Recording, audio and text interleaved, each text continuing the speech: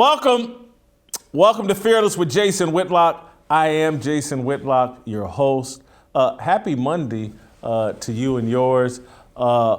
Fantastic, awesome show planned for you today. We got some heavy issues to deal with, obviously the shooting in Buffalo. We got some light issues to deal with, the collapse of the Phoenix Suns and Chris Paul.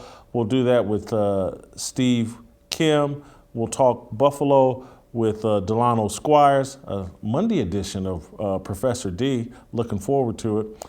And we got a very special interview. Dinesh D'Souza will be our final segment of the day. You don't want to miss my interview with Dinesh. His documentary, 2000 Mules, is making news everywhere and having an impact on how people perceive the 2020 election. I'm going to ask Dinesh, though, about why he beefing with Tucker Carlson. We're beefing over, and Justin Wells, Tucker Carlson's top executive at Fox News.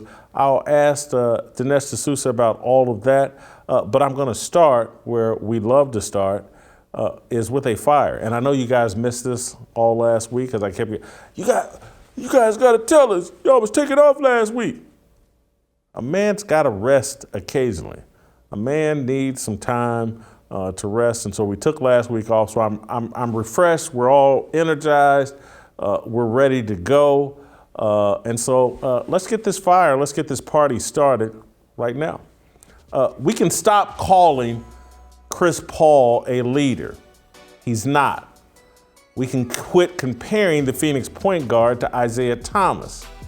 It's an insult to the Pistons' all-time great. We can move on from feeling sorry for Paul because David Stern blocked his trade to the Kobe Bryant-led Lakers in 2011. Kobe couldn't fix what's wrong with the perennial locker room cancer. Chris Paul is a problem disguised as a solution.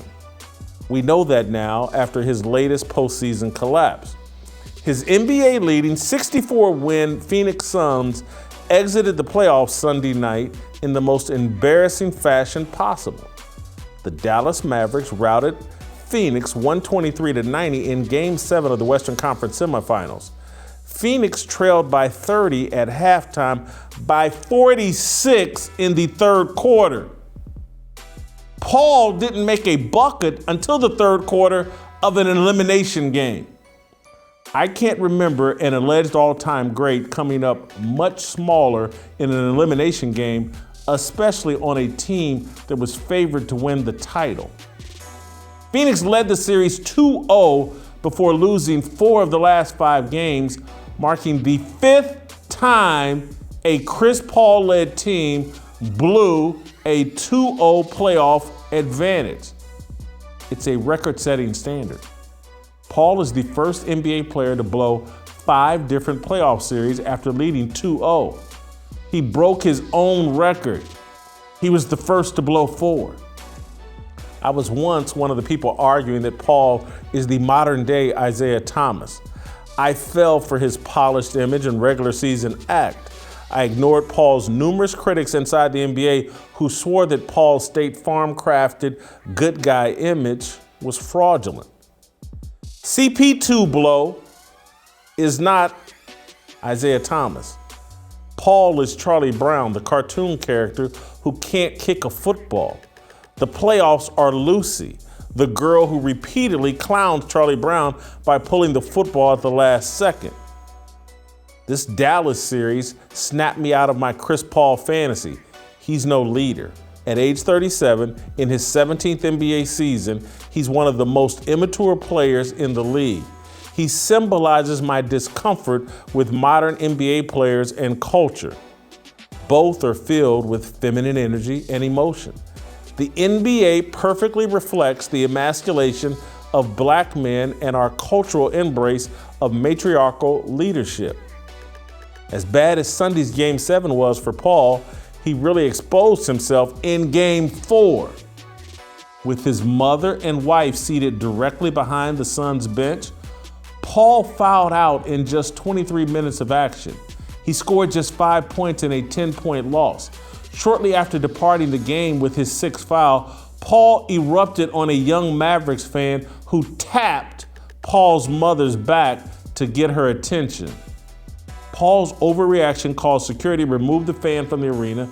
The Mavericks subsequently banned the fan from attending any more Dallas games this season. After the game, Chris Paul profanely complained that the fan laid hands on my mama. Video showed the young boy lightly tapping her shoulder. Paul said his mother and wife felt unsafe in the arena. It was later revealed the young fan jokingly offered Paul's mother a hug. Of course, corporate media and blue check Twitter defended Paul's irrational and emotional response. He's doing what black men are supposed to do, be irrational and emotional. He was defending and protecting his wife and mother. No, he wasn't. He was deflecting from his embarrassing performance.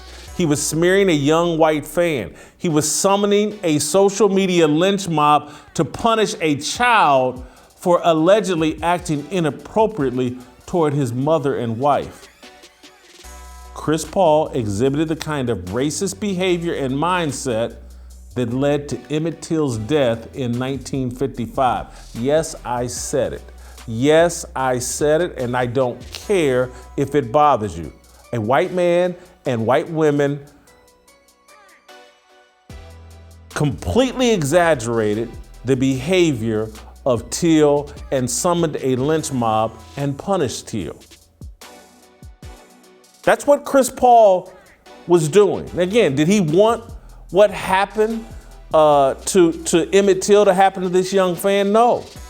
But it's that mindset. It's the exact same racist mindset. I'm some protected person. I'm some elite. How dare someone treat my mother this way? I'm going to exaggerate their behavior and let loose on them the anger and animosity of my followers.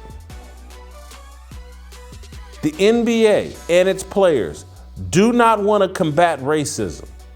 The black players, from Chris Paul to Russell Westbrook to LeBron James, want to benefit from racism. They want to establish themselves as a protected class of people above others who do not look like them. Why would Chris Paul seat his mother and wife directly behind the Suns bench during a road playoff game? It's arguably the most hostile environment in professional sports. Opposing fans can directly communicate with the visiting team. Chris Paul knows this. But again, Paul isn't a leader.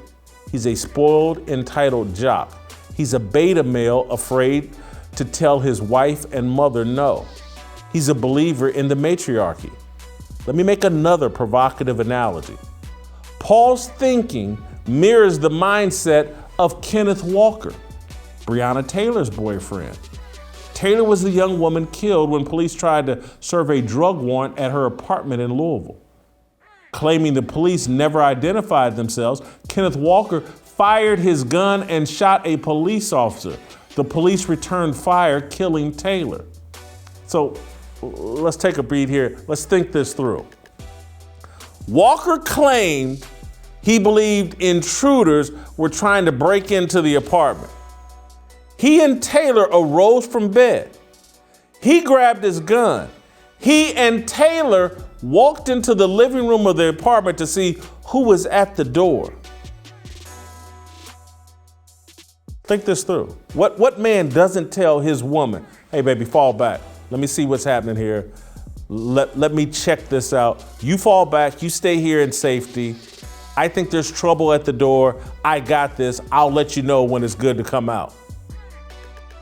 You know what kind of a man doesn't do that? A beta male, a believer in the matriarchy, someone devoid of masculine leadership qualities. What man places his woman in harm's way? Chris Paul is Kenneth Walker. Paul dropped his mother and wife into a fire. And when things got hot, Chris Paul melted down. We shouldn't be surprised. The NBA is filled with beta black males who are led by their emotions.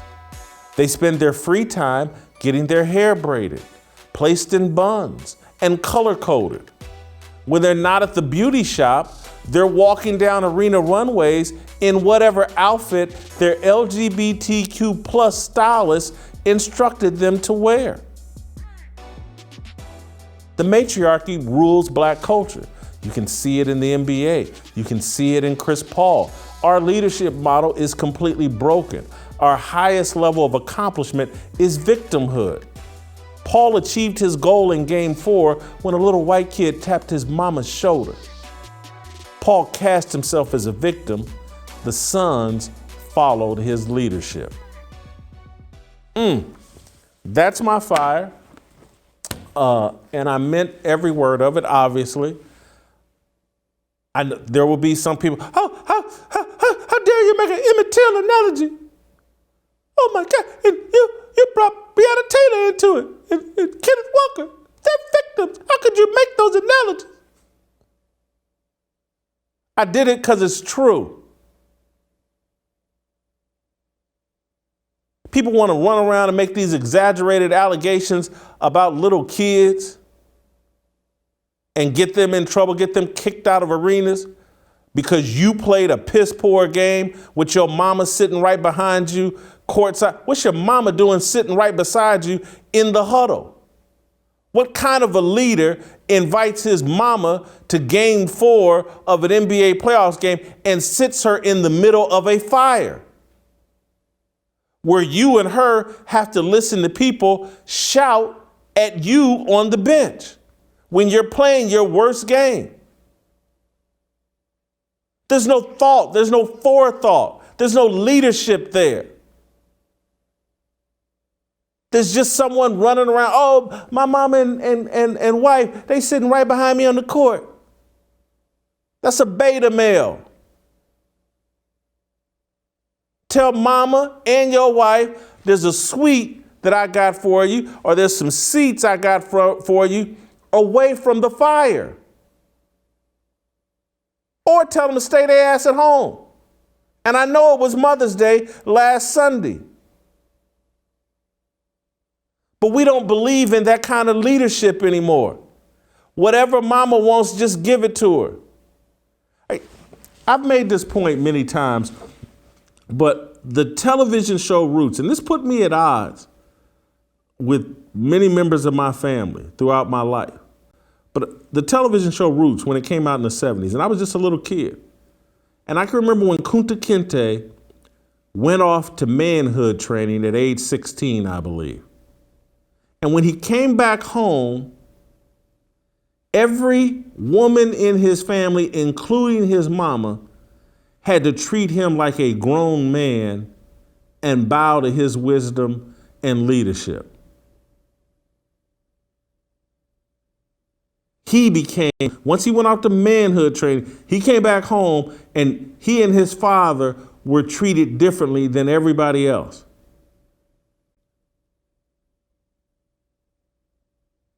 That's, again, everybody want to talk about, the white man, they done stripped us of this, they done stripped us of that, they stripped us of our culture. Every natural-born, unbrainwashed man, generally speaking, has some leadership qualities about him and some masculine energy about him and takes on the responsibility of leadership. We've abandoned it all in pursuit and in deference to the matriarchy. That's why someone thinks it's a good idea to sit mama on the road behind the Phoenix Suns bench. Because there's no manly, masculine thinking. There's no lines being drawn. There's no boundaries being placed. I'm at work. Mama, I don't need you sitting right behind me on the bench when I'm at work.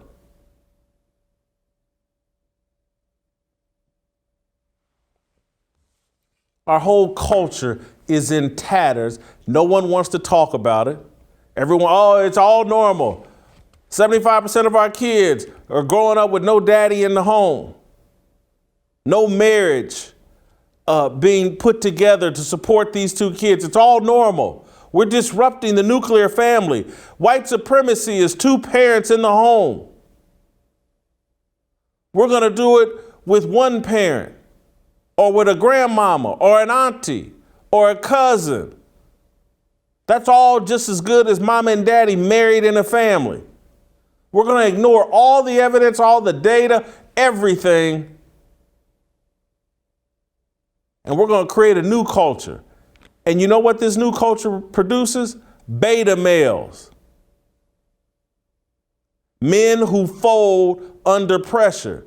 Men who aren't leaders. Men who spend all their time worried about what color their hair is going to be for Game 7. Men who sit around before Game 4 figuring out, well, where's mama going to sit at? Where's my wife going to sit at? Instead of worrying about Luka Doncic and the Dallas Mavericks. Beta males. And we need to deal with it. And Whitlock, you just don't like black people. The hell I don't. I'm black. That's why I'm offended by this culture that we have adopted of simping. It's embarrassing. This man went in Game 7. He laid down in Game 4, and then they just continued to lay down throughout the rest of the series. Not a leader.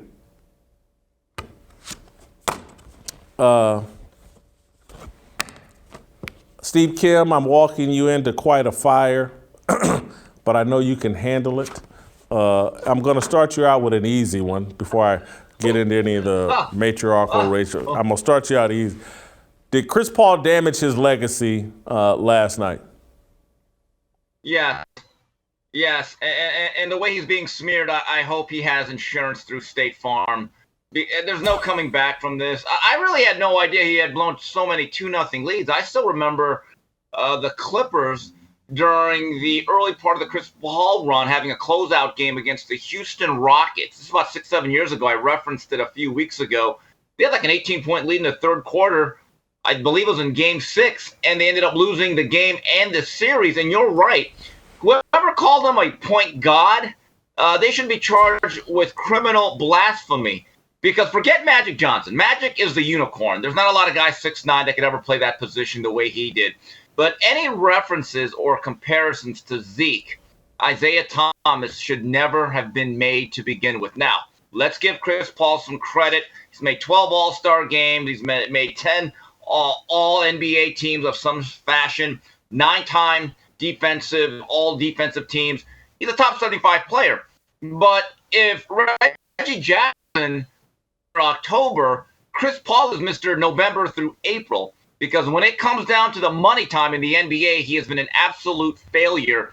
And, you know, what you said and what I kind of digested yesterday in terms of Isaiah Thomas against Chris Paul, I still remember Isaiah Thomas one time scoring like 16 points in like 70 seconds in an elimination game against the New York Knicks. I believe it was actually at like the Joe Louis Arena because the other arena was closed. Bernard King put on this incredible duel. They ended up losing, but it's some of the greatest basketball I ever saw. Isaiah Thomas on one ankle against the LA Lakers, Game 6, 1988.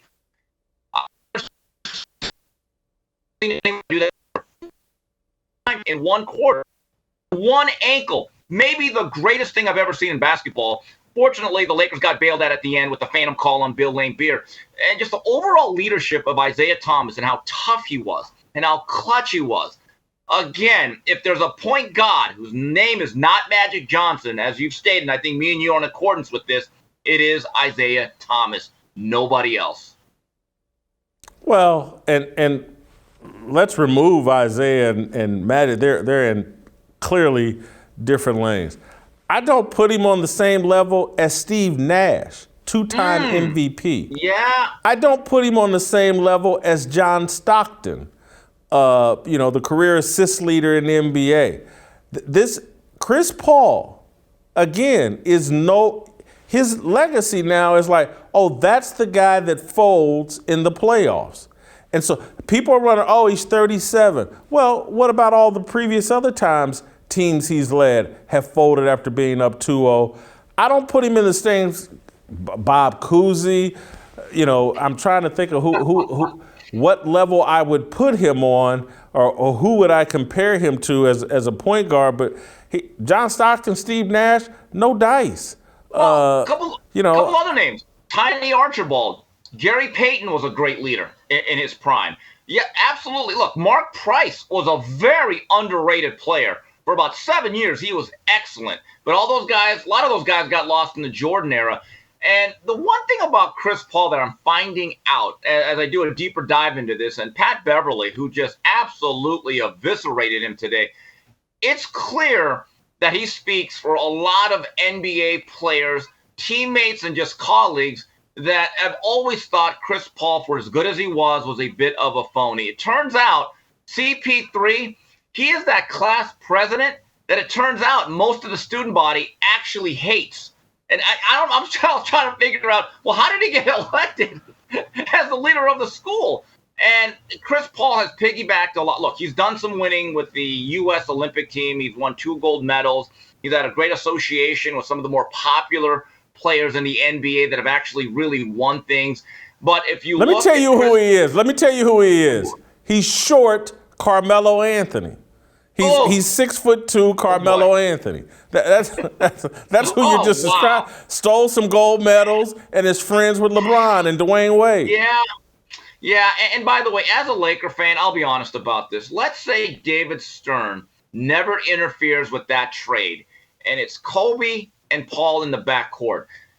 I don't know if that really guaranteed another NBA Finals championship for that franchise. I think what it would have done, it would have been a more graceful exit to the last chapters of Kobe's career.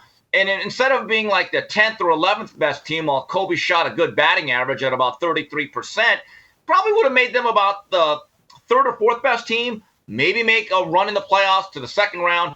But I just didn't see that team, even with Chris Paul, really making a run for the O'Brien Trophy. Chris Paul has a real interesting situation with Phoenix. I didn't know they had a 4-year, $120 million deal. He's a real eater on that salary cap now. And I'm watching this game early on yesterday, and I'm thinking, okay, it's a slow start. And I'll watch both Game 7. By the way, Jason, this is a team player that I am. When you ordered me via text, watch both Game 7s, I felt like that kid who had great plans over Christmas vacation to do nothing. And you said, you're reading War and Peace, and I'm going to turn in a book report start of the new year. So I said, okay, I'm going to watch both games. It's very evident that Chris Paul is what he is. But early on, first half, Luka Doncic dominated the game. That's the feeling that I got over yesterday, is that even more than Giannis, whose offensive game has improved, but it's still very, very raw, Luka Doncic, to me, just stood out as right now, if I had to start a franchise, it'd be that big fella who'd be my number 1 pick. Yeah, that's probably true. I take the other guy that, came off the bench last night, Spencer Dinwiddie. They had no answers for him. And look, I thought Dallas was impressive. Hats off to Luka, hats off to Jason Kidd, Spencer Dinwiddie. But to me, the story is this was a 64-win team that was in the NBA Finals last year, got up 2-0 in the NBA Finals last year, blew that, now comes back and does it again. Their window's closed. Everybody gets exposed here. I got questions about Devin Booker. I got questions about DeAndre Ayton. And I don't have any questions now about Chris Paul. He's overrated, overhyped. Steve, let me ask you this. My criticism and critique of how Chris Paul handled the situation in Game 4 with his mother and his wife, I feel like he failed to protect them. Your thoughts, have I overstated his failure there? Can I just say something? When you brought up the comparison to Emmett Till, my eyes turned round. My eyes. I was like, whoa. Well-rested Jason Whitlock with the load management went there. I kind of see what you're going with it. Although I hope that poor young man does not get lynched. Okay, we've had anti-lynching bills. Let's hope that's in place. A couple things. I'm with you in this premise.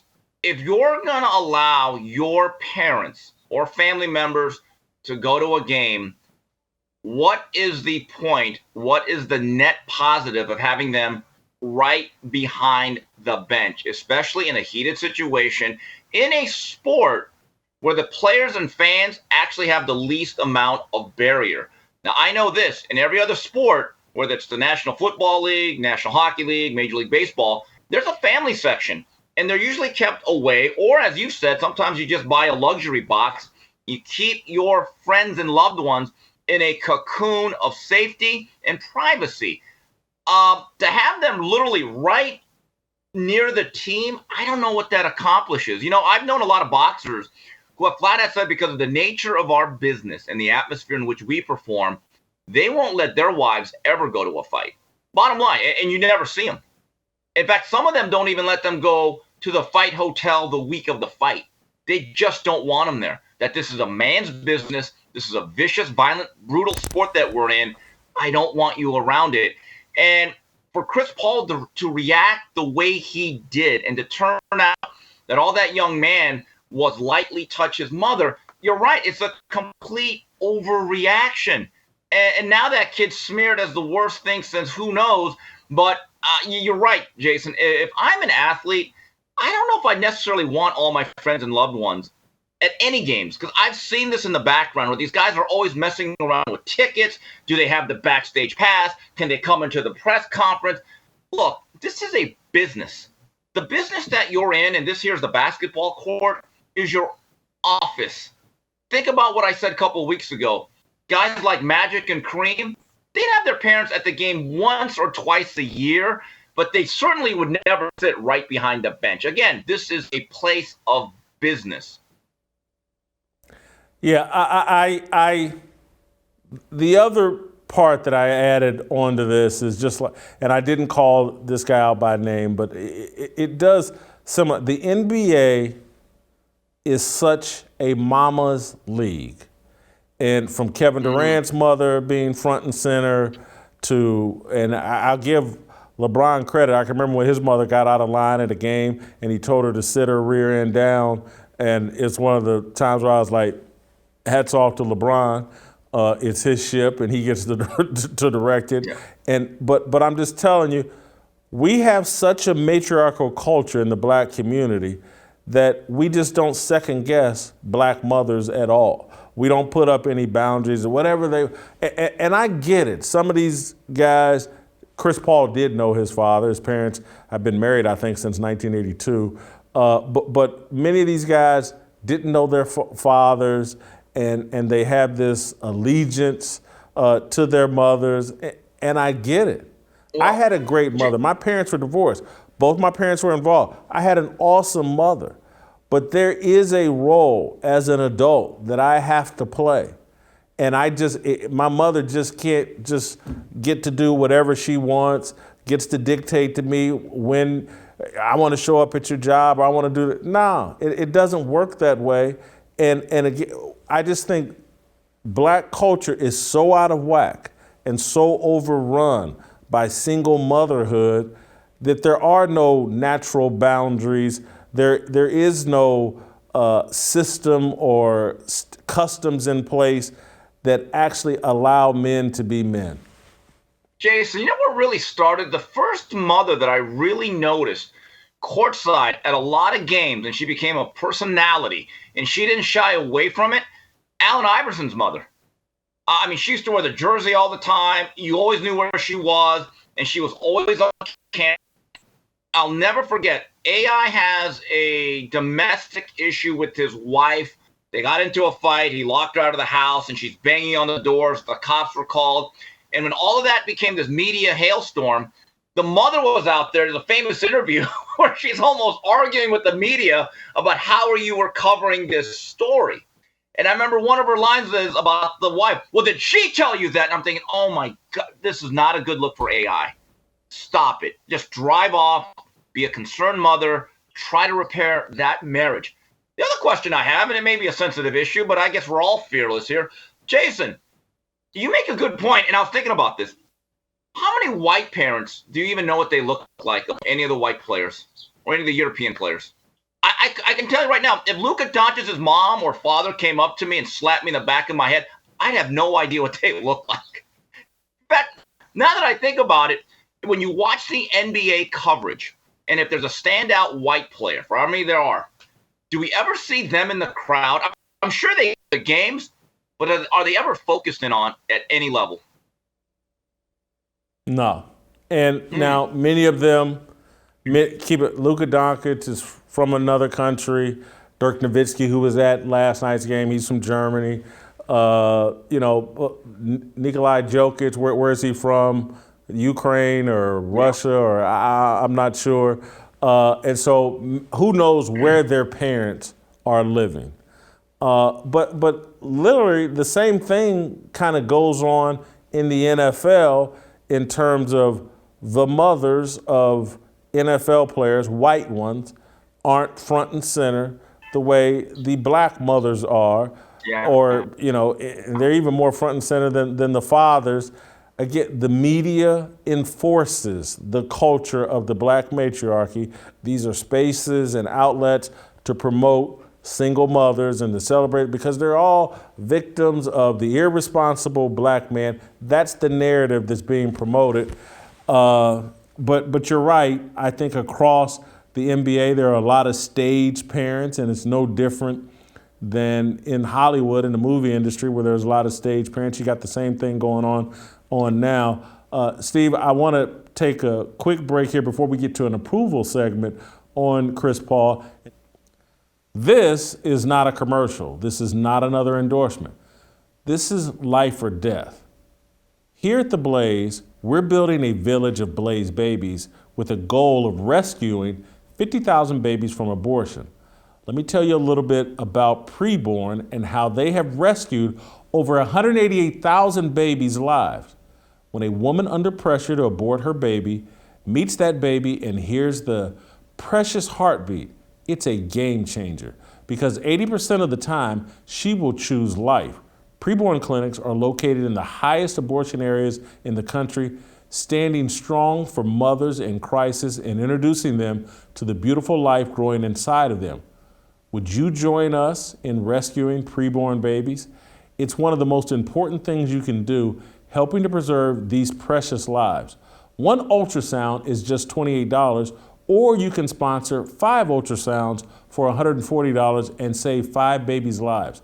All gifts are tax deductible. To donate securely, call pound 250 and say the word baby. That's pound 250, keyword baby, or go to preborn.com/Jason. That's preborn.com/Jason. Let's do it. Let's save babies' lives. The fight is not over. Yes, we're expecting the Supreme Court to overturn Roe v. Wade, but the fight is not over. You can still help. Be a good, fearless soldier. Do the most fearless act possible. Let's save a young baby's life.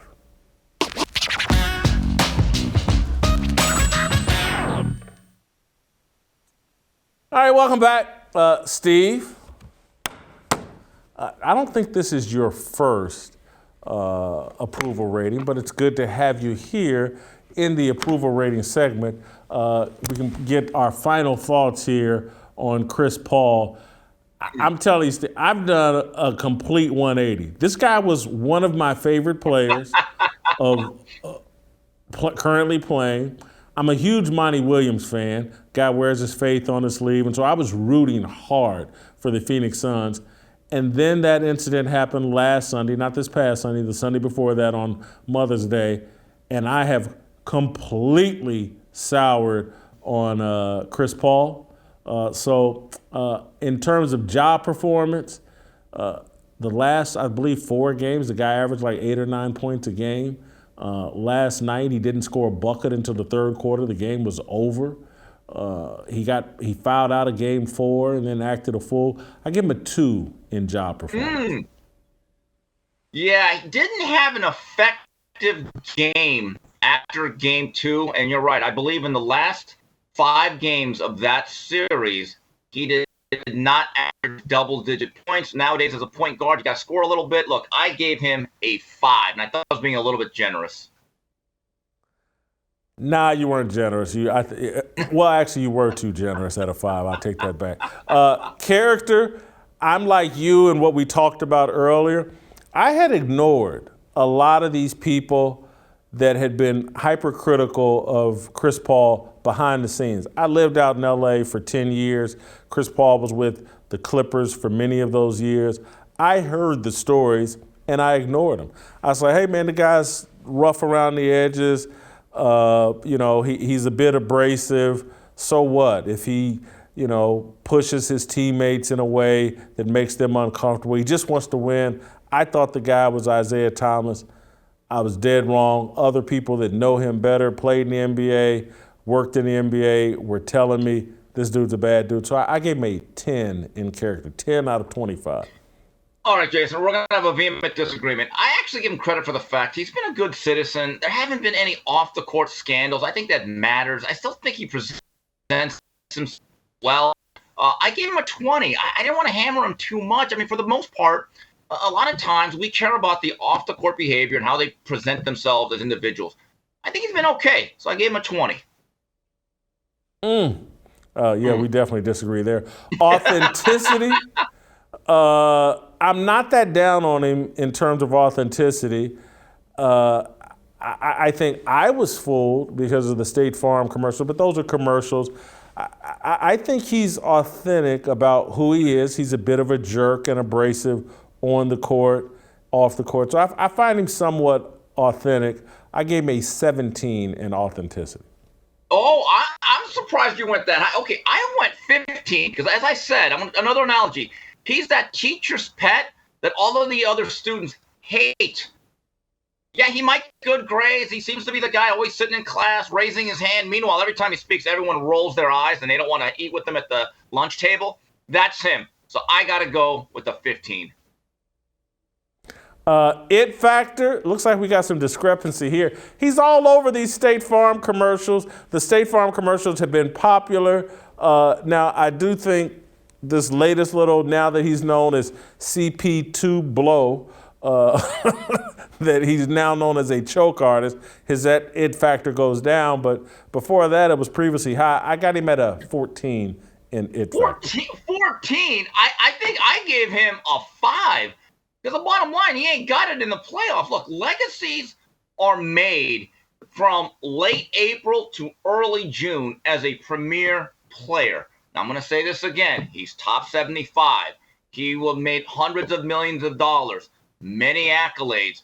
But we can't have it both ways. There are certain players that I believe were better than Chris Paul and that people generally really love, like a Charles Barkley. We always hold it against him. He never won a title, even though Charles Barkley took teams on deep playoff runs. At least he did in 1993, lost to an all-time great player, maybe the greatest ever in Michael Jordan, in a memorable 6-game series.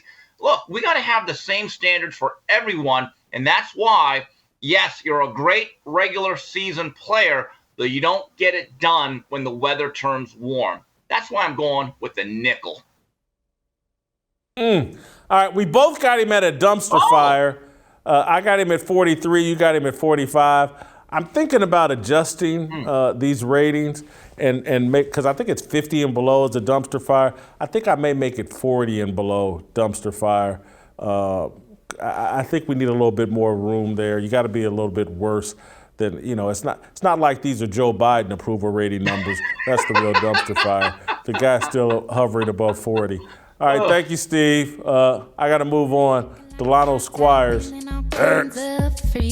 words are our religion, no regrets in our decisions. We all want to go to heaven with freedom. It's my obligation, no hate, discrimination, raising up your hands for freedom.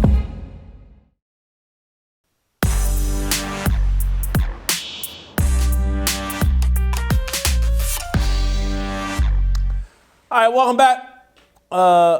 Time to bring in Professor D, Delano Squires.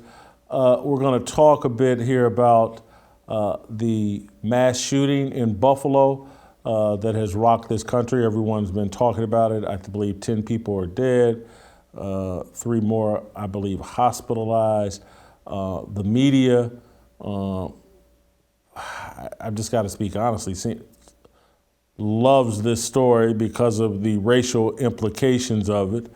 There were shootings in Chicago. I believe this past weekend there were shootings in Milwaukee. There were shootings, I believe, yesterday in Orange County, California.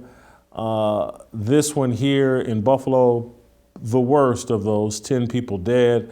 The alleged shooter or the confirmed shooter,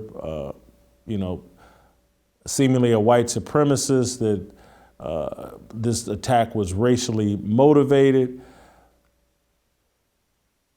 Having said that, I'm uncomfortable right now with how quickly this incident has been politicized and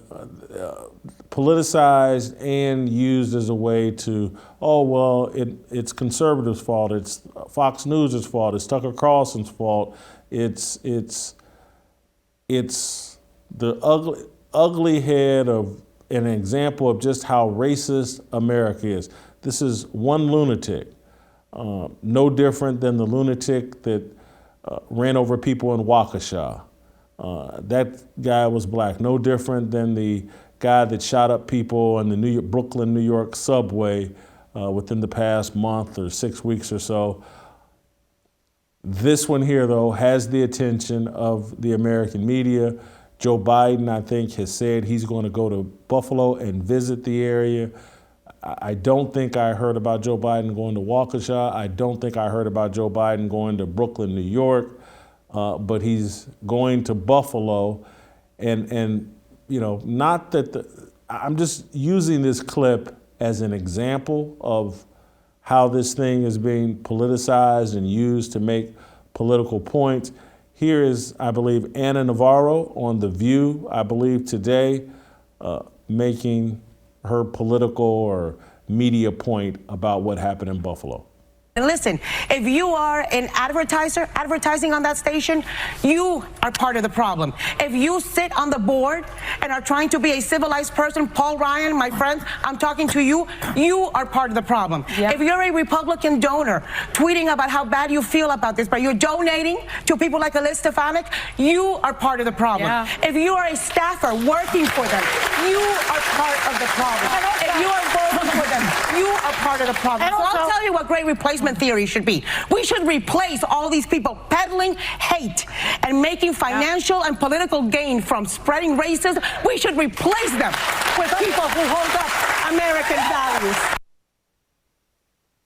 So Ana Navarro was making the argument that Tucker Carlson and conservatives that talk about the replacement theory, the desire to bring in illegal immigrants and replace white voters with illegal immigrants, that these people are responsible because the shooter in his manifesto, I believe, referenced the replacement theory.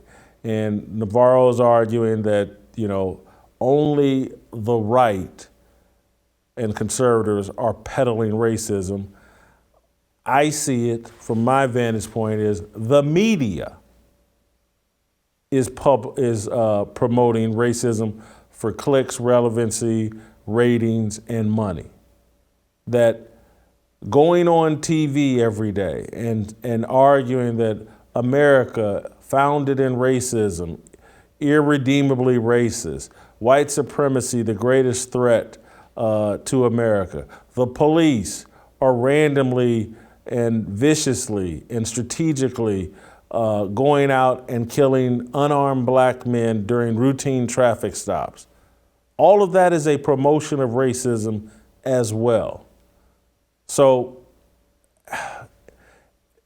anyway, Delano, let me start you here. Is it fair, appropriate to blame Tucker Carlson and other people in the media who talk about the great replacement theory? Is it fair to blame them for the Buffalo shooting? Not at all, Jason. I mean, I would be more likely to listen to left-leaning personalities in the media if they showed any ability to take any principle and apply it evenly across the board to friend and foe alike. But that's not what they do.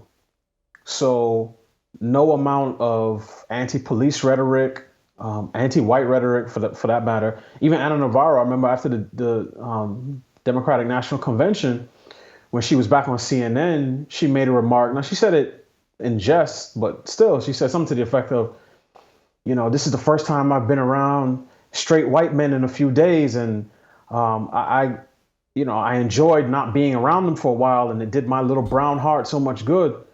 Now, that's the type of thing that you can only say about white people in 2022. So when these people engage in that type of rhetoric, again, headlines from CNN that say angry white men are the most dangerous or violent people in America, from the Daily Beast that says you damn Karens are killing us in America. These people don't have the moral standing to talk about, hot rhetoric and the degree to which people take that rhetoric and then act on it. Now, that being said, I'm all for toning down the rhetoric in general. But again, this has to be a truce on both sides. And that's not the case right now. As it relates to the substance, replacement theory is not something that should be avoided, partly because the Democrats talk about it openly. They talk about the browning of America. And when they do so, they don't speak about it from neutral terms. They see it as a good thing that America is going to be browner. Now, I don't know if they still believe that after 2020, seeing how well Trump did with Hispanics and sort of moving into 2022. But the notion that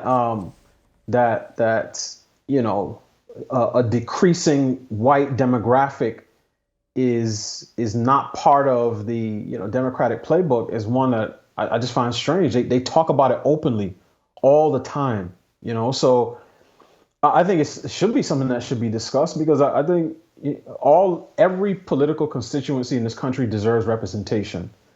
And when any group feels like they are losing status, power, influence, it doesn't matter what the venue is, they tend not to react well to that. I asked people on social media, people I was engaging with, I said, is this any different than how, people in urban communities talk about gentrification? The notion that someone is intentionally using policy to push out the black residents in a particular neighborhood in favor of largely higher income white residents is something that elicits a lot of pushback. And it does cause fear and anxiety. In the same way, Jason, if Howard University or Morehouse or Spelman became 55% non-white in the next 20 years because the presidents of those universities said, we're making a push because you black kids don't behave the way that we want. We're making a push to bring in, a new constituency that's more likely to abide by our rules. I'm assuming the alumni will have something to say about it. So on both measures, I don't subscribe to the notion that political pundits engaged in sort of mainstream rhetoric should be blamed for the acts, the heinous, evil acts of criminals. But I also don't think that, these types of political issues should be taken off the table. Well, to me, if they want to tone down replacement theory rhetoric, build a wall, protect our borders, establish an immigration policy that makes sense and enforce it, and that rhetoric will go away. And then the other thing, what they do by constantly racializing this is they don't, because when I hear people talk about the replacement theory, I don't care what comes out of their mouth. The way that I hear it is like the Democrats or the left wants to replace the people with traditional American Christian values. They want a constituency that has no respect for our founding, the principles we were founded upon, and they want to replace that kind of thinking. They've profiled the type of American they thinks that way, and they see that person as a white male. But myself, as a Christian black male, I like America's traditional values. I know that our history is littered with sin, but I like the arc and the narrative that our founding documents put us on. So I respect these values, and I don't want them replaced by people that are Marxist and hostile to religion. And so that's the replacement theory that I'm really worried about. And they keep dirtying up the issue because they don't want other black people to recognize, no, man, they're talking about replacing Christian values. That's what they're really talking about. It's not about let's replace white men. Let's get people in here that think differently than the founding fathers. Yeah, and that's the thing with you know, when political rhetoric does not go past the stage of, you know, cliche and euphemism, it causes a lot of static because no one knows what the other person is talking about. So for me, you know, when I hear replacement theory, I do tend to link it to what Democrats say about their desire to see a demographic change in this country, with the intended purpose of, you know, making racism and white supremacy a less potent force in our politics, right? Because their idea is the more brown people, and specifically, you know, from South and Latin America who come in, the more they'll vote Democrat, and the better the country will be, right? I think that's their general theory. The funny thing, Jason, is that they don't apply this even as it relates to Hispanic voters.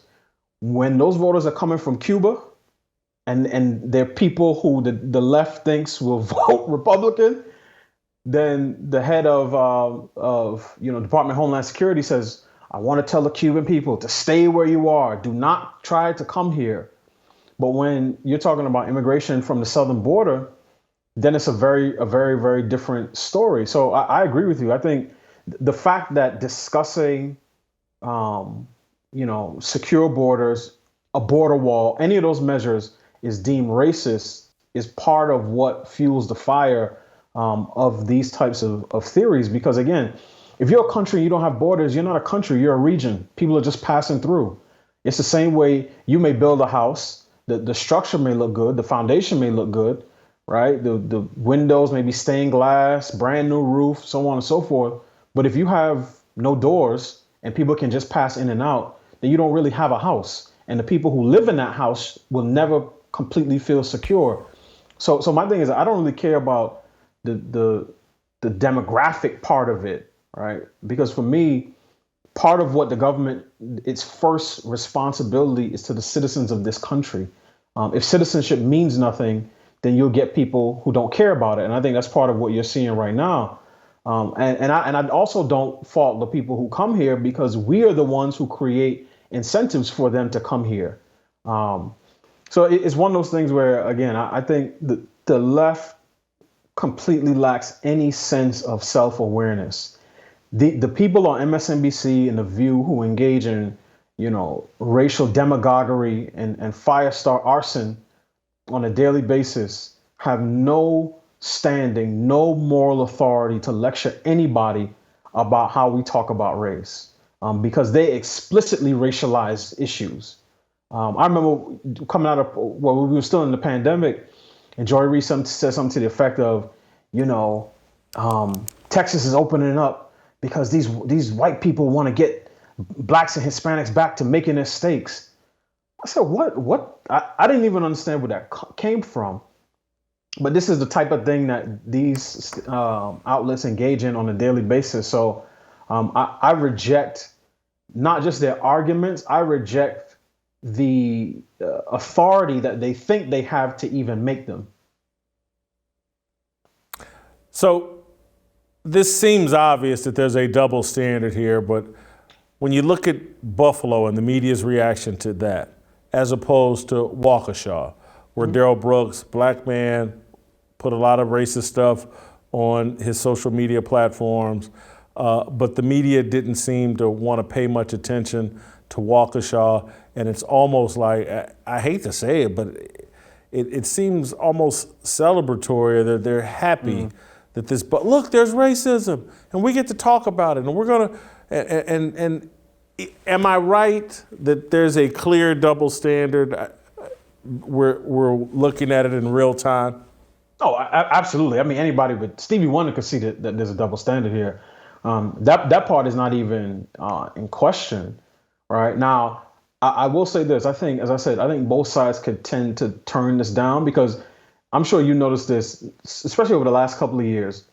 As soon as we even hear that a mass shooting is taking place, you can hear the rumble on social media. Okay, it's gonna be a black guy, it's gonna be a white guy, it's gonna be a black guy, it's gonna be a white guy. And I think that type of perspective is deeply, deeply unhealthy. It only adds to the dehumanization that we engage in on a daily basis, whether we're talking about abortion, the stuff around transgenderism and teenage mutilation, the daily gun violence that we see in our largest cities, or the relatively small group of mass shootings of this caliber, regardless of who the perpetrator or the victims are. Our tendency to immediately jump to political implications, I think, is a sign of a deeply, deeply unhealthy polity and sort of a deeply unhealthy set of social norms. So it would be nice if people could just let it sit for a while, and we actually pray as a nation, right? Actually cry out to God for the type of depravity that we see that would make someone or inspire someone or lead someone to engage in this type of behavior, right? And again, Jason, sometimes it feels like I'm standing at the top of a mountain. I'm looking for somebody. Can somebody take a set of principles and standards that they can just apply consistently for 2 days? That's all I ask, just 2 days. But instead of doing that, we say, okay, if it's this race or that race, it's good, or not good. Well, this proves the point we're trying to make. If it's the other way, then we memory hole it or ignore it so that we never have to deal with it. And I think as a country, it'd just be good to say, you know what, this is a grave evil. This is a tragedy of the first order. And we really should be praying for these families, that God will comfort them and give them some sort of peace as they deal with the grief that they will inevitably be dealing with for the next couple of weeks. And then after things settle, maybe we can look at, political motivations, which I'm not against doing. It's just, again, if there was one set of standards that we could apply consistently, then it would be a little bit easier to do that in a public setting, but that's not where we are right now. Do you think Joe Biden visiting Buffalo is going to hurt or help this issue? That's a good question. I mean, I hope it helps it net. I think it could help it if he came together. If Joe Biden does in Buffalo what Barack Obama did in Charleston, right after the shooting at Mother Emanuel, where he sang Amazing Grace, he was at the funeral, but he didn't make the issue about white supremacy. He made the issue about the victims of the crime, not the perpetrator. And I think if the current president does that, then I think net it'll be good for the country. It could become a healing moment. That hasn't been his tendency, because even the notion, and you've heard him say this on multiple occasions, but the greatest threat in this country is domestic terrorism and political extremism, particularly the type that's rooted in the belief of white superiority, right? So he's made that argument a couple of times. If he presses that button too hard, I do think that it'll be a net negative for the country. It'll only continue to inflame some of these tensions. And just to be clear, I want to hammer this home. It's not that I believe that anyone on the right excuses the shooter, is making, is trying to run cover for the shooter. I think the frustration on the right is that we all see that these standards, right, the degree to which political rhetoric can be linked to the actions of an individual, are never fairly and consistently applied across the political spectrum. So if the president can strike a tone where, again, he actually seeks to heal rather than inflame, then I think it'll be good for the country. But if he goes in the direction that he's used to going, at least recently, then I think it'll hurt. Delano, we'll end on this note, and I appreciate the time, but I think connecting this to the replacement theory, I'm going to say this. The argument and why I think it's going to inflame things is because Joe Biden going to Buffalo, Barack Obama going to Charleston, it's none of it ever reinforces all lives matter. If there's a tragedy involving black people, the president's going to show up. If it happens in Waukesha, president's not going to show up. Those lives aren't as valuable as black lives and black victimhood. And so, again, this whole replacement thing that's going on is an attack on Christian values, Christ, the gospel, God, all lives matter. Yeah. We've now been on a 10-year run of, no, Black Lives Matter, and that must be affirmed. And if you say all lives matter, if you do anything that indicates you believe all lives matter, you're out of step with the new thinking that, again, isn't Christian-based, isn't gospel-based, isn't biblical-based. It's this new world order that the left wants to establish, that there's a racial hierarchy that they're in control of, and they get to determine which lives matter the most, depending upon the perpetrator. It's not a biblical standard. It's not a Christian standard. They want the Christian standard replaced. We have to fight against it. Delano, I got to go. Thank you so much. Okay. I want to tell you guys about Bank on Yourself. We've been brainwashed into believing the only way to grow our money for retirement is to risk it in the stock market. Not true. You can reach your financial goals and dreams without taking any unnecessary risks. Bank on Yourself is a better way to grow and protect your hard-earned money, guaranteed predictable growth and retirement income with no luck, skill, or guesswork required. In fact, Bank on Yourself has a 160-year plus track record of positive growth. You have control of your money without government penalties or restrictions on how much income you can take or when you can take it. You don't have to beg permission or pledge your firstborn to use your own money. Perhaps the best reason of all, you'll know the minimum guaranteed value of your plan on the day you plan to tap into it and at every point along the way. You can get a free report with all the details of how adding Bank on Yourself to your financial plan can help you take back control of your money. Just go to bankonyourself.com/fearless.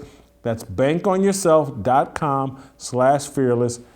Take control of your finances. There's no better way to be self-sufficient than taking control of your finances. And that's what we are here all about here with the Fearless Army. Being self-sufficient, being responsible for ourselves. Bank on Yourself is a great way to do it. All right, don't go anywhere. Dinesh D'Souza, just around the corner. Eric.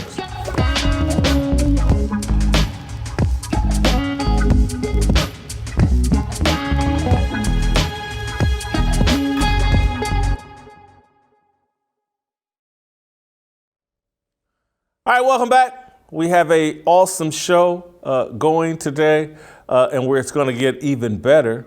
Dinesh D'Souza, the hottest documentarian going in the country right now. He's got out a documentary on election fraud and what went on with the 2020 election. 2,000 Mules. I've watched it myself. It was well worth the $30 investment. I recommend it to everyone. No matter what side of the political aisle you're on. I found it very informative, and I think the word I used was compelling. Dinesh, welcome to Fearless. You certainly are fearless. This documentary is certainly fearless. And it seems to be doing quite well. It's crossed 10 million in revenue. It seems to be tracking towards great success. It's been amazing because it's not a documentary I could release the normal way. We didn't have a normal mass theatrical release like my earlier films. I haven't put this documentary on Amazon Prime or Apple iTunes. So I resolved early on, it's not going on any cancelable platform. It's going to go only on places where it cannot be taken down. And so now, interestingly, after we did a very limited theatrical release, and it was so successful that theaters have been beating down our doors to bring it back in the theater. So I'm actually happy to say, for the first time on your show, that this Friday, May 20th, The movie goes back into 400 theaters, and this time it's not like we rent out the theater. It's a normal theatrical release, 4 shows a day. It's going to open in 400 theaters around the country this coming weekend. Now, you said that you didn't put it on any cancelable platforms. Why is that? You said not on Amazon Prime. What's the strategy behind that? Well, we released a film leading up to the 2020 election called Trump Card. It was really not so much about Trump. It was really more based upon my book, United States of Socialism. And the film came out just right before the election, maybe a month before the election. And interestingly, although we had supplied tens of thousands of DVDs to Amazon, on the day of the release of the film, Amazon just put up out of stock.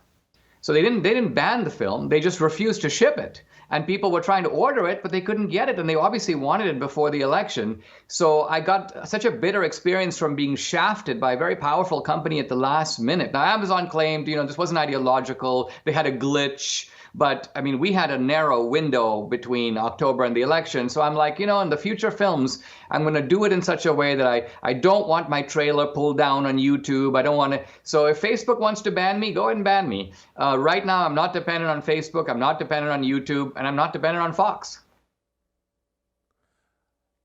That we're going to get to that in a second. I want to start here, though, with just an honest question I have to ask as an objective journalist. Your relationship with Donald Trump, and he pardoned you, you're close to him. Do you understand why some people might think that might undermine the credibility of your documentary? Of course I do. Now, let me say a few things about that. Number one, when Trump pardoned me, I didn't know the guy. I'd never met him. I had spoken to him once on the phone on a different matter, and he knew about my case. In fact, it was Ted Cruz, whom I do know. Ted Cruz's father married Debbie and me. He's a pastor. And so Ted Cruz went to Trump and said, please pardon Dinesh D'Souza. He was unfairly treated. And Trump was like, he was shafted. It's done. So Trump did it for me, but it wasn't like it was some obligation or I knew the guy, nothing like that. Now, if you watch this film, and you've seen it, so you can actually testify to it, you'll see that this is not a film about Trump. I mean, Trump appears briefly in the film, but unlike other films about this topic, if you look at Dave Bossie's film Rigged, it has a lengthy interview with Trump. Trump is like a centerpiece of that movie. He's not a centerpiece of this movie. Now, I knew that obviously any movie that makes a finding that absent the fraud, Trump would have won, Trump would be excited about, a kind of vindication for him. I did go to Mar-a-Lago, I will admit, before the release of the film and show him the film. But I didn't do it with giving him any veto power or anything like that. I showed him the film. This is what we've done. We're going to be releasing this film. And we did our premiere at Mar-a-Lago for the simple reason that it's quite honestly one of the coolest venues in the world. So it was a very cool place to show the film. But aside from that, no, this is not a case where this is a film. This is a film about the theft of the votes of the American people. That's the way I see it. They're not stealing from Trump. They're actually stealing from voters who are casting legitimate votes. Well, I came away feeling like this is how you water down the voice of the people, because it seemed like what you guys were arguing is they just added a bunch of votes to key areas to swing things. And so what that does is diminish the power of the actual voter by adding all that to, in Milwaukee and Philadelphia, in Atlanta, you add all these extra votes, it actually diminishes the power of the actual voter. Well, I think that's actually an understatement. And the reason is this. If you and I are playing, a game, let's say basketball, and I'm winning 60-40, and somebody adds 10 points to your score, yes, they're devaluing the baskets, right? Because they're adding illegitimate points to your score, but they're not changing the outcome. On the other hand, if they add enough votes to your score where you now win the game, I mean, you get the prize, you move on to the playoffs, I'm left, that's a whole different matter. It's not just that my vote is diluted. I would have been on the winning side and now I'm on the losing side. So I would argue that the implications, they do involve the dilution of the vote, but they can go even further when there's enough fraud to tip the balance in the election. Dinesh, I don't want to be argumentative with you at all, but I do want to clarify my point just more for the audience, because one thing before watching your documentary, I was someone that was suspicious of the vote and of the 2020 election. I was very suspicious, but I didn't know how to argue what my suspicion was. And so what I see from the left constantly, corporate media, the Democratic Party, their conspirators in the media, is they keep trying to convince Trump supporters and supporters of traditional American values, take Trump out of it. They're trying to argue that we're outside of the mainstream, that the majority of people actually see things the other way. And that's why this whole dilution process bothers me, because it's trying to convince us that 81 million people voted for Joe Biden, and therefore that the rest of us are in the minority who were like, hey man, are we really gonna send this guy to the White House? We're really this dissatisfied with Trump. I think that has been their number one strategy. Number two strategy. The number one strategy is, if you have traditional American values, if you're patriotic, well, you're just a racist. If you support the founding documents, you're a racist. And then part two of that is, if you think this way, you're out of the mainstream. The majority of America thinks this other thing. You know, I have not spoken about election fraud for a long time. And it was, to me, conceivable that Trump could have lost the election, because I said to myself, when I would hear people saying, oh, I'm sure Trump won, I would say, well, look, lots of people like Trump, but lots of people don't like him. He might have gotten more votes from working class guys. He might have gotten more votes from minorities, Hispanics, and blacks. But he could have lost even more suburban votes. That's a possibility. So as a result, a lot of these so-called anomalies that people point to, I was like, I don't know for sure. The reason I made this movie is I saw, coming from True the Vote, this election intelligence group, evidence of a different caliber than I had seen before. This was evidence that I could understand. And I also realized that because there's video evidence, as a movie maker, it lent itself to making a movie. Because in a movie, if you're going to do a whodunit, you're going to show a crime scene, people need to see the crime being committed. And that's the power of this movie, is it has not only electronic evidence, which is the geo-tracking of cell phones, but it has video evidence. And see, no one has disputed the video evidence, because this is the video of the states themselves. So as a result, the left can't say anymore, this was the most secure election in history. They can't get away with it, because people can now see with their own two eyes what really happened.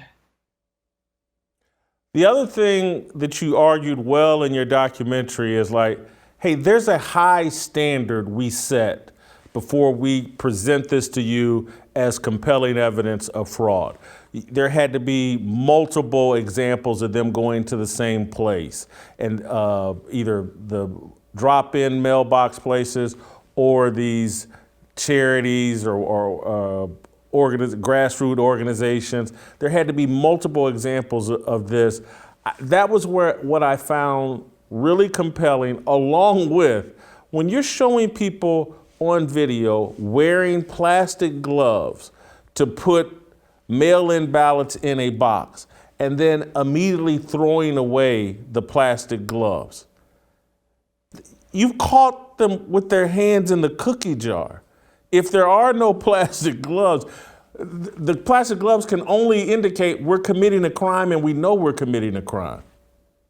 Exactly. The fact checkers are relying, there's an argument in rhetoric called the argumentum ad ignorantium, which is the argument that relies on the ignorance of the audience. So if you haven't seen the film and you read these fact checkers that say things like, well, you know, people are allowed in Georgia to deposit the votes of their immediate family members. And yeah, that's true. That is actually part of what Georgia allows. But let me ask you this. If you're dropping off family members' votes, number one, why would you go to 10 or more drop boxes? Why wouldn't you go put them all in one box? Number two, why would you go at 3 in the morning? Number three, why would you wear latex gloves? Not woolen gloves because it's cold, but latex gloves. Number 4, why would you take photos of the ballots as you're putting them in? Who does that? This is not a selfie. It's not I voted. It's like you have to prove to someone that you did a task or delivered a job. And so all of this taken together, it's the level of detail that blows all this stuff out of the water.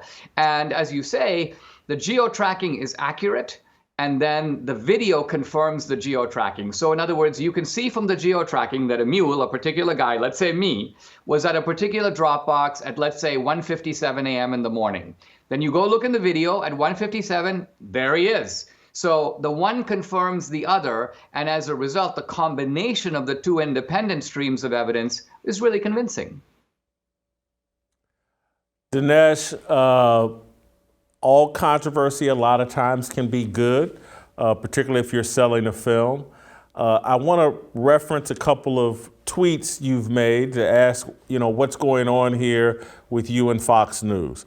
The first one is, if Fox is being blocked from mentioning 2,000 Mules by its lawyers, it needs to fire its lawyers. They let Fox get into ruinous litigation over what they did allow, and now want to cover their butts by shutting down a completely legitimate news story of massive public interest. Fox hosts and pundits routinely denounced the mainstream media for banning any mention of the Hunter Biden story in the weeks leading up to the election. Fox itself is now banning any mention of 2,000 Mules. Both are important, legitimate stories. So what's the difference? Then finally, I'm sorry to say Tucker Carlson and his team specifically instructed Catherine Engelbrecht of True the Vote not to mention the movie. And then you copied Justin Wells, Tucker's top producer.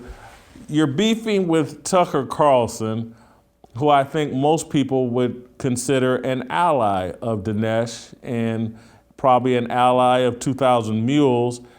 I literally, Dinesh, I got to be honest, I knew about your documentary because I saw Catherine on Tucker Carlson's show, and I made the mental note of like, oh, I'm going to buy this documentary. I found her interesting, compelling. I went and Googled her, knew that she was connected to your documentary.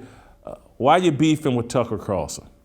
Yeah, I really don't want to fight with Tucker. And to be honest, I got a text minutes before Catherine went on the show from Greg Phillips, her partner, who basically said, Tucker's people have told her, don't say the name of the movie. Now, what's weird is that the movie's out, people are talking about it. They were discussing the themes in the movie. So I thought it was a little odd. And a little earlier, I had a rather unpleasant exchange with Justin Wells. He had sent me a bunch of very angry texts. And he had basically said, I/we, so he meant I and Tucker. And I was like, wow, I've never had any, skirmish with Tucker. Why would Tucker be in on this? Why would Tucker allow this? So literally after I put out that tweet, Tucker called me and he's like, Dinesh, I want to assure you, I had nothing to do with those tweets. Things got a little out of hand. I'm really, he said, I regret that. And he goes, I have mended fences with Tucker. I have no problem with Tucker. We both emphasize we're on the same side. We're fighting for the same cause. And so I'm all good with Tucker right now. And that tweet to that degree is obsolete. It's been fixed. Now, the broader point, though, is true. To this date, the movie's been out 2 weeks. There's not a single person at Fox, to my knowledge. Now, I kind of slipped through, and I was on Fox Business on Larry Kudlow's show, but I think that was literally a case where I kind of, without anybody noticing. But what's happened is none of the major hosts at Fox has uttered the phrase 2,000 Mules. Think about it. This is probably one of the main things being talked about on the right. This issue, as you know, is huge. It has continued to haunt the American mind. We are offering new types of evidence. Now, Fox got into trouble for making certain statements about machines and they're being sued by Dominion. But my point is, and you've seen the movie, we don't really discuss that. We don't talk about the machines. In no way are we going to increase Fox's legal liability. In fact, on the contrary, Fox can go to court and say, listen, if we were mistaken about the machines, we were not mistaken about the fact that there was fraud. So a journalistic enterprise can get things wrong, but we were on the right track. So the movie, in a weird way, helps them and helps them legally. So, and I also don't think any news organization should take dictation from lawyers, because lawyers are basically going to operate on they will take a completely legitimate story and say you can't cover it because it's going to expose us to legal liability. How can a so-called news organization ignore a massive news story that is on the minds of its own audience? You say don't take advice from lawyers. I say if there's reluctance to address your documentary, it's because they're taking advice from their corporate overlords and advertisers and sponsors, and then they're taking orders from PR teams that don't want to have to answer a bunch of questions. Fear runs rampant, and so I guess, and again, I know you've clarified you're not beefing with Tucker Carlson, but you can see how Tucker and others are trying to walk a delicate line of not further pissing off their corporate advertisers. They're getting pressure from their PR people that, they live in fear of the New York Times and a social media lynch mob. You know that some of these news organizations and hosts are all on your team, but they're in a tough spot. I totally get that. So here's my thought about that. The Washington Post, there's a guy, their national correspondent is this guy named Philip Bump, and he's written about 7 articles. He knows that this is a serious matter. So he's written an article about, is geo-tracking really reliable? And he wrote another article about, could it be that this movie is showing legal votes that are merely delivered in an illegal way? And does that really make them illegal votes? So he's been trying to dispute. And then finally I wrote him and I said, hey, Mr. Bump, how about if we just do a very civil public discussion or debate about this topic? And so he said, he talked to his editors, and they've approved now doing an in-depth discussion, Q&A, in the Washington Post. So think about it. You got the Washington Post that Fox News is supposedly really afraid of, discussing the issues in the movie substantively, not just it's a conspiracy theory, but discussing issues like how do state laws vary in terms of vote harvesting? If vote harvesting is permitted in some places, does that mean that paid ballot trafficking is also permitted? That's an important distinction I make in the movie. So we're having this discussion in the Washington Post this week, and yet the topic has not been mentioned on Fox. So I guess what I'm saying to Fox is you don't actually need to be quite so uptight about it. I'm not saying you have to agree and embrace the movie. I'm simply saying you should discuss it. I agree with you. I'll push back this way and say Jeff Bezos owns the Washington Post. I don't think he runs it in a way that says he cares about really turning a profit.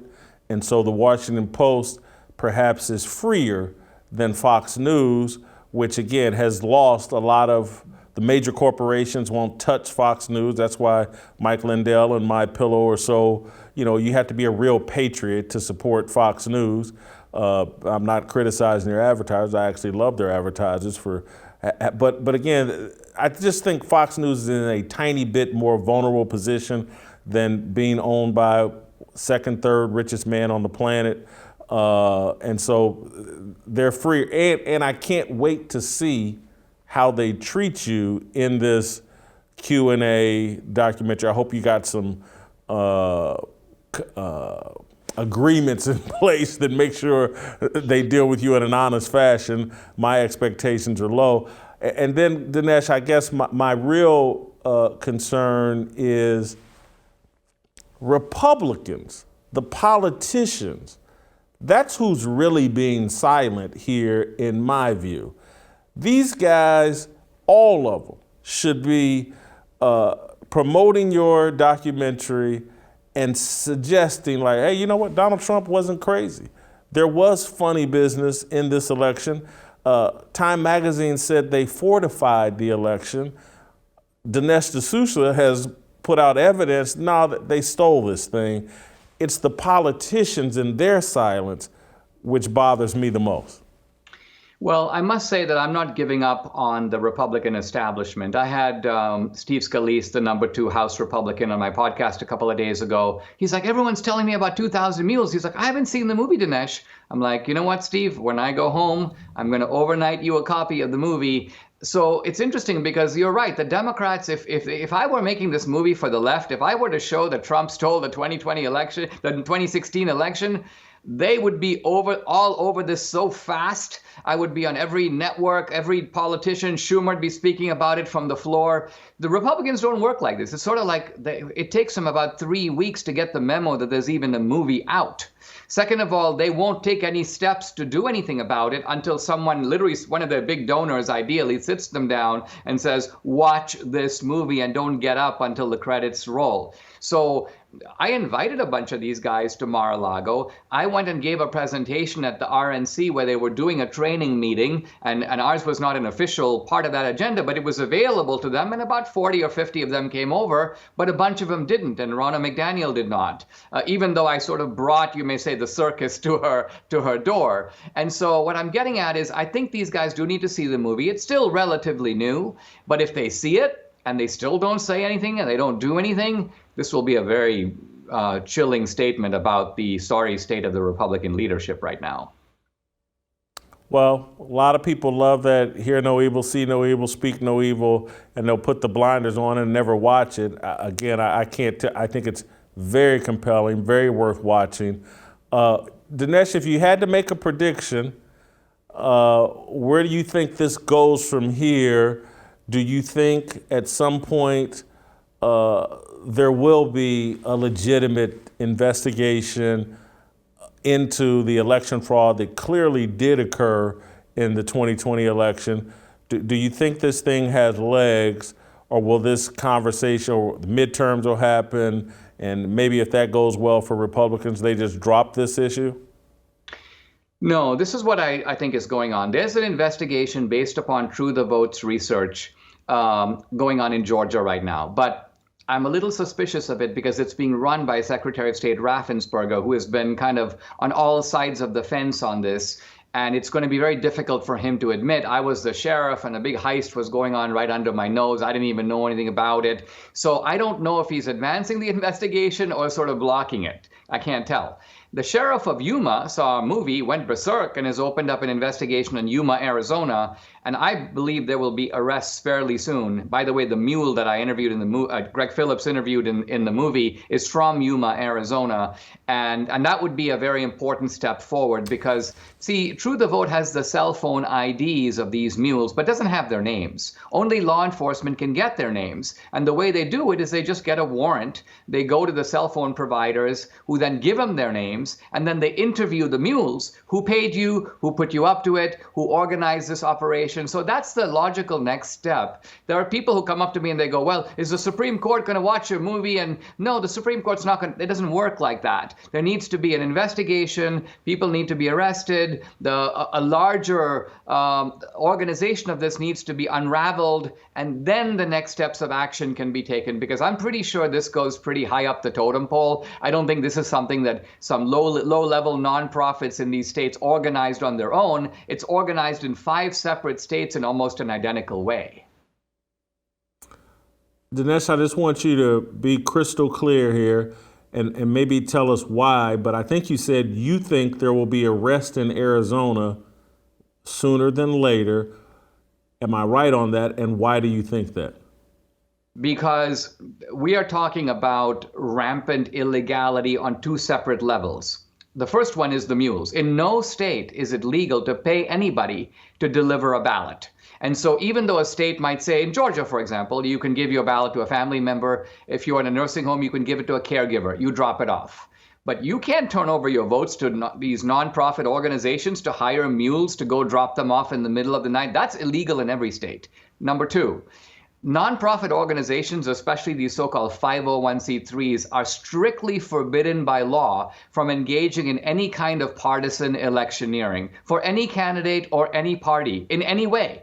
And so if these left-wing nonprofits deeply embedded in the inner city are collecting votes or manufacturing votes and hiring mules to deliver them to put Joe Biden on, that's a serious violation of the IRS rules. So put it again, if you switch the 2 parties, if this had been done by Republicans, Merrick Garland's DOJ would be conducting FBI raids on all these 501c3s right now, grabbing their computers, grabbing their files, and pursuing an in-depth investigation to find out how it is that 501c3 organizations taking tax-free money are involved in partisan electioneering in this way. Dinesh, thank you so much for the time. I think I'm going to watch 2,000 Mules again. And your next movie needs to be 300 million fools that accepted this election. And I hope I get banned from YouTube for saying that. Well, 2000mules.com, that's the place to go, because it shows you 3 or 4 different ways you can see the movie, but they're all on the website, and it's the number 2000, just 2000mules.com. Thank you, Dinesh. Thank you. All right, that's tomorrow I hear playing. That means we'll see you tomorrow. For freedom. Blessed, we are living, get back, we are receiving, all deceiving, we all wanna be free. We want freedom. I just want, I wanna be, I just want, I wanna be, I just want, I wanna be, I just want.